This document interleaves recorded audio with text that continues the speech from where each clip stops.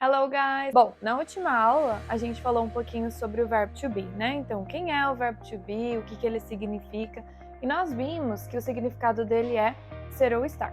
Então, hoje a gente vai aprender como dizer que a gente está fazendo algo, ou seja, a gente vai falar sobre o ando, endo, indo. Então, em português, a gente precisa saber qual é a terminação do verbo para a gente saber o que a gente vai colocar, né? Por exemplo, se a gente for falar cantar, a gente vai colocar a terminação ando, cantando. Comer, comendo. Sorrir, sorrindo. Então, nós temos essas três terminações em português. Em inglês, nós só temos uma, que é o ing. Então, o ing, ele vale para essas três terminações. O ando, endo, indo. Então, basta você adicionar o ing e tá tudo certo. Então, por exemplo, né, o verbo trabalhar. Né? Se eu quiser dizer eu estou trabalhando, nós vamos dizer I am working. Eu estou bebendo, I am drinking.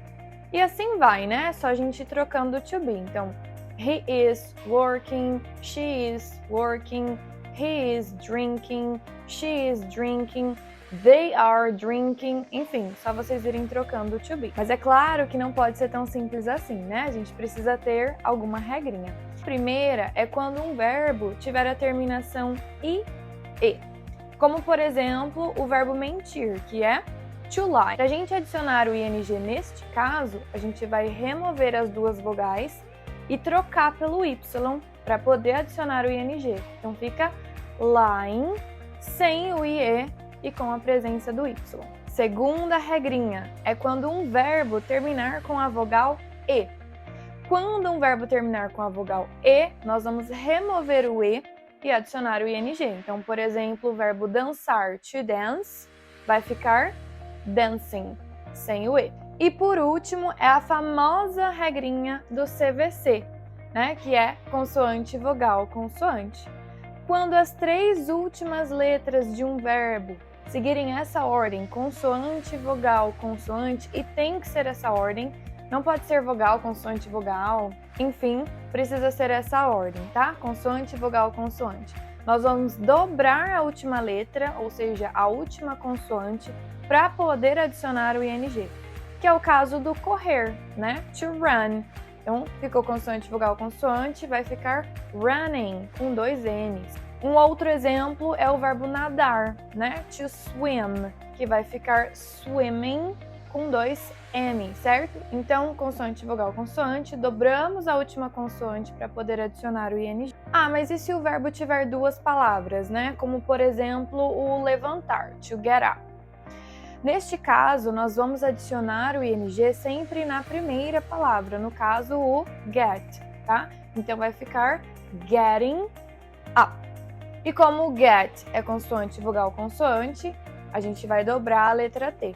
Então, getting com dois T's. Então, quer dizer que toda vez que eu utilizar o ing, eu vou ter que usar o verbo to be? Neste caso, sim. Tenta formar em uma frase na sua cabeça em português mesmo, né? Com ando, endo, indo, sem usar o ser ou estar. Tem como? Não tem, né? Então, em inglês também não tem.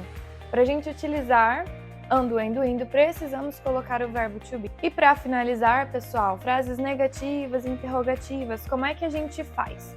É simples, é só vocês colocarem o verbo to be no negativo ou no interrogativo.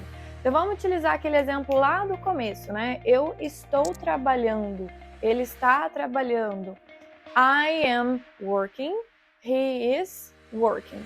No negativo, I am not working. He is not working ou he isn't working, né?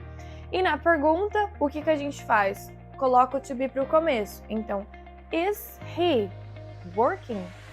Am I working? E tá tudo bem. Simples assim. Alright, guys, that's it for today. See you next class.